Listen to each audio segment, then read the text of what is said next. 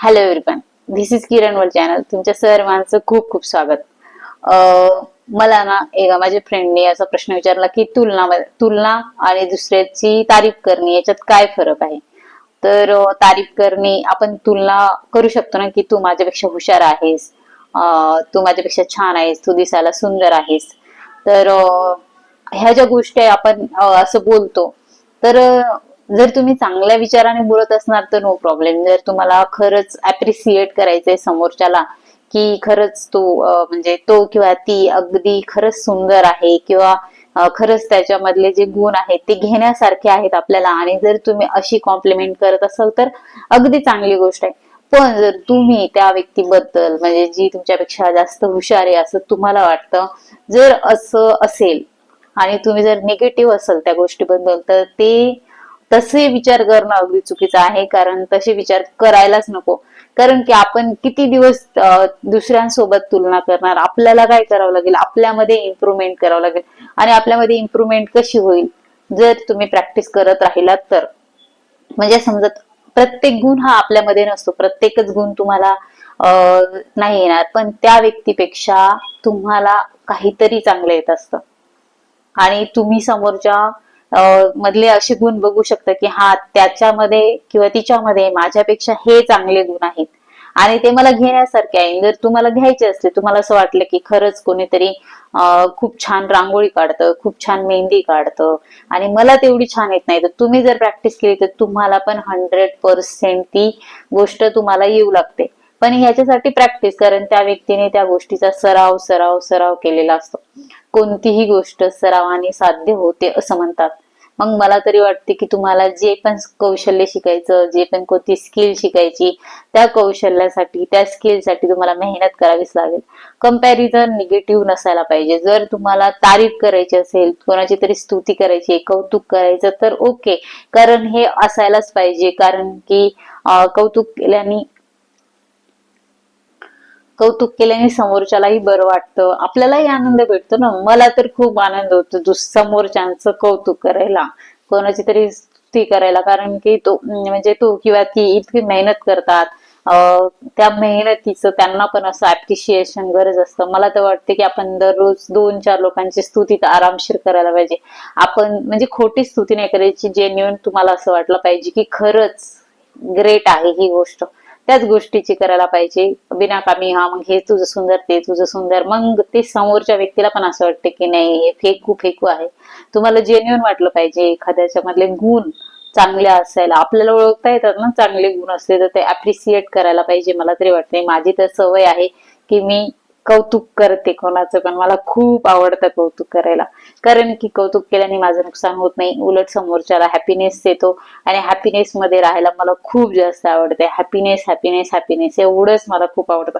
कारण की आजची लाईफ आहे, उद्या आहे नाहीये माहित नाही, मग हॅपीनेस मध्ये जायचं.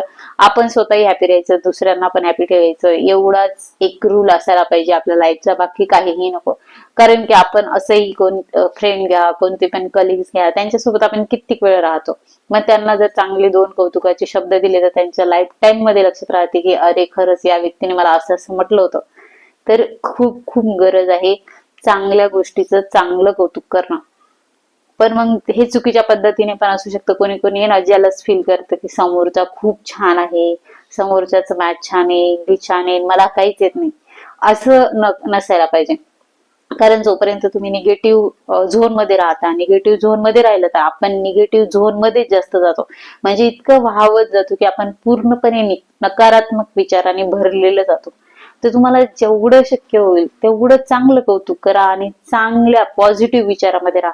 मग पॉझिटिव्ह राहण्यासाठी काय करायचं, तर पहिली गोष्ट तर स्वतःच समाधान शोधायचं की आपण कोणत्या गोष्टीने समाधानी होतो. मी तर म्हणते आपल्याकडे ज्या ज्या गोष्टी आहेत त्या त्या गोष्टीत समाधानी असायला पाहिजे. जसे की माझे म्हणजे मला डोळे आहेत, नाक आहे, कान आहेत ऐकायला, माझी बॉडी छान आहे, मला हात आहेत, पाय आहेत, ह्या गोष्टीसाठी रोज ग्रॅटिट्यूड व्यक्त करा, रोज समाधानी राहा. कारण की या जगामध्ये खूप सारे लोक, खूप खूप खूप लोक आहेत की त्यांना दिसतही नाही, आंधळे असतात लोक. खूप सारे लोक आहेत ज्यांना ऐकायलाही येत नाही. खूप सारे लोक आहेत ज्यांना बोलता येत नाही. मग तुम्ही किती लकी आहात की तुम्हाला बोलता येतं. मी तर हाच विचार करते. आणि मला असं वाटते की कितीही निगेटिव्ह गोष्ट असो पण त्या निगेटिव्ह गोष्टीमध्ये आपल्याला पॉझिटिव्ह घेणं हे आपल्या विचारावर डिपेंड करतं की तुम्ही कोणते विचार करताय, कोणत्या विचाराने समोरच्याला बघताय.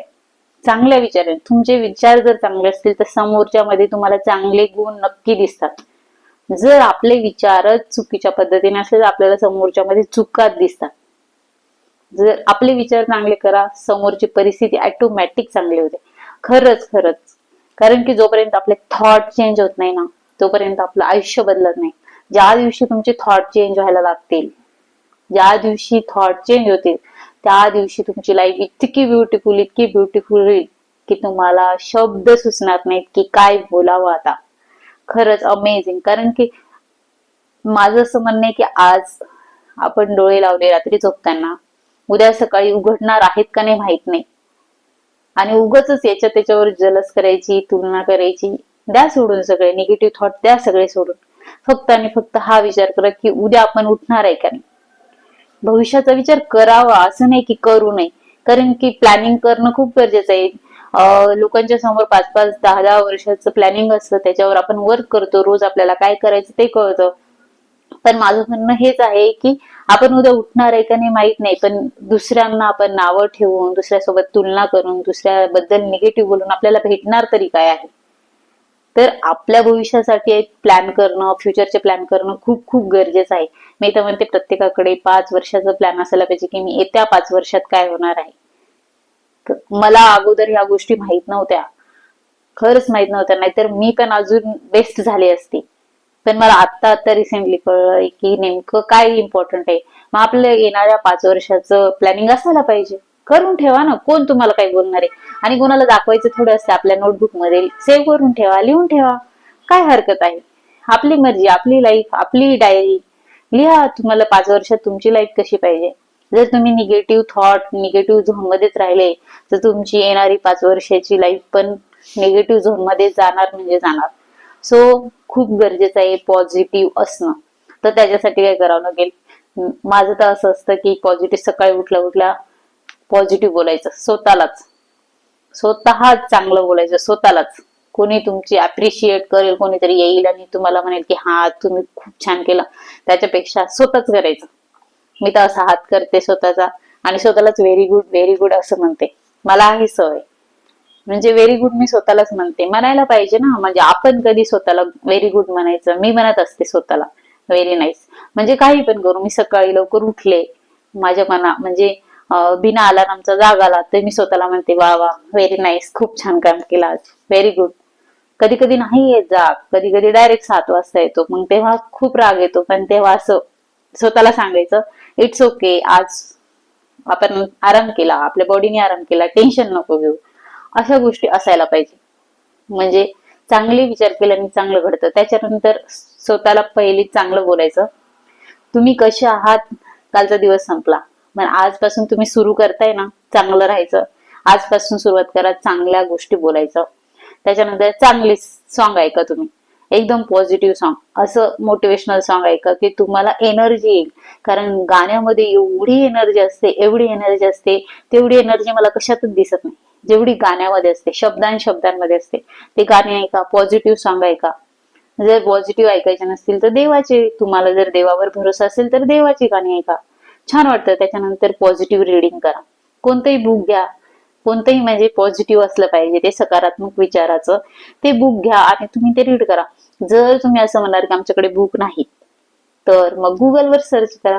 गुगलवर कोणत्या पण गोष्टीचं सर्च टाका, तुम्हाला सकारात्मक विचार असं जरी टाकलं तरी लिस्ट येते, ती वाचा, काय हरकत आहे.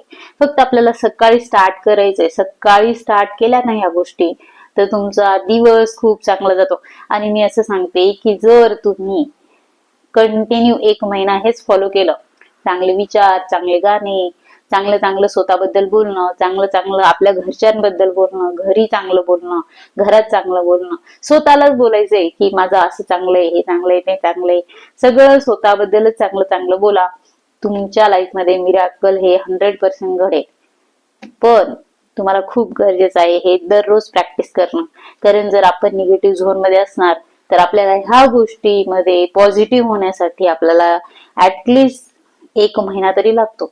1 महिना फक्त चांगलं बोलायचं, चांगले विचार करायचे, कोणाबद्दल कोणतीच चुगली नाही करायची, काहीच नाही बोलायचं, दुसऱ्यांबद्दल वाईट बोलायचंच नाही, ना घरच्यांबद्दल, ना मैत्रिणीबद्दल, ना सासू सासऱ्यांबद्दल, कोणाच बद्दल काहीच बोलायचं नाही, वाईट बोलायचंच नाही.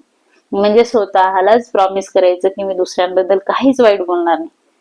दुसरे कोणी किती काही करू, आपल्याला काय करायचं दुसऱ्यांच्या लाईफचं, आपल्याला फक्त आपली लाईफ जगायची. आपली लाईफ जगायची म्हणजे फक्त आपण आपला विचार करायचा.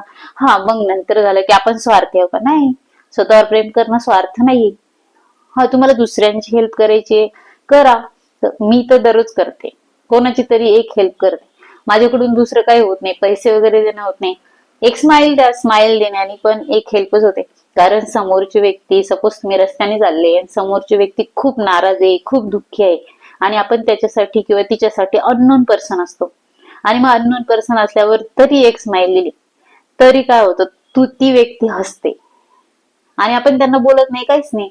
मग एवढ्या फक्त एका स्माइलने त्या व्यक्तीच्या डोक्यात किती प्रकारचं टेन्शन असेल, किती वेगवेगळे विचार असतील, आणि तो पण विचार करायला, तो किंवा ती पण विचार करायला भाग पडते की अरे कोण होतं, हसली, मला तेवढंच हसायला आलं. म्हणजे हे छोट्या छोट्या गोष्टी आहेत, त्या आपल्यामध्ये चेंजेस असायला पाहिजे. त्याच्यानंतर मी जेव्हा माझी गाडी घेऊन जाते, बाईक घेऊन जाते, तेव्हा माझ्या मागे कोणीच बसलेलं नसतं. मग मी अशा व्यक्तींना बघते ज्यांना खरंच खूप गरज आहे, म्हणजे कोणी एजेड वगैरे असले तर मग त्यांना बस घ्यायचं, किंवा कोणी खूप एमर्जन्सी मध्ये दिसलं तर मग त्यांना आपल्या गाडीवर घेऊन त्यांना तिथे सोडवायचं. आणि असं नाही की बा आपण आपले काम सोडून दुसरीकडे सोडवायचं, नाही, जर आपण त्याच रूटने चाललो तर मी अशी कामं करते, अन्यथा नाही. कारण की आपल्याला कशामध्ये हॅपीनेस भेटतं, कशामध्ये, मला तर सॉन्ग ऐकून खूप हॅपीनेस, खूप जास्त, म्हणजे माझ्या वन ऑफ द फेवरेट आहे. मी जेव्हा एकटे असते ना तेव्हा मी फक्त सॉन्ग ऐकते, आणि ते पण खूप म्हणजे सुंदर सुंदर. आता असं नाही की मूवीचे जरी सॉन्ग लावले ना तर मी माझ्या लाईफशी रिलेट करते आणि ऐकते, मग मला आनंद होतो. म्हणजे हॅपीनेस तुम्हाला शोधायचंय, तुमच्यात कोणता हॅपीनेस आहे. जेव्हा तुम्ही स्वतःवर प्रेम करणार तेव्हा तुम्हाला कळेल की तुमचा हॅपीनेस कशामध्ये आहे, आणि मग मिरॅकल घडायला सुरुवात होते. एकदा मिरॅकल घडली की तुम्हाला सवय लागली नाही असे चांगले चांगले थॉट करायची, तर तुमची सवय कधीच जात नाही. आणि ही सवय प्रत्येकामध्ये असायला पाहिजे. तुलना करून, नावं ठेवून त्या व्यक्तीला त्रास होतो की नाही मला माहित नाही, समोरच्याची तुम्ही ज्याच्याशी तुलना करता, पण तुम्हाला खूप जास्त त्रास होतो, तुम्ही खूप निगेटिव्ह होता. यामुळे म्हणजे तुमची मानसिकता खराब होते, आणि मानसिकता खराब झाली की आपली बॉडी ही पण खराब होते. म्हणून जर तुम्हाला फिट फाईन राहायचं असेल तर मेंटल आणि फिजिकल दोन्ही पण स्ट्रॉंग असायला पाहिजे. स्ट्रॉंग म्हणजे तुम्हाला आता खूप उचलायच्या नाही वस्तू, तर तुम्हाला तुमचे विचार चांगले असले पाहिजे, तुमचे विचार एकदम छान असले पाहिजे.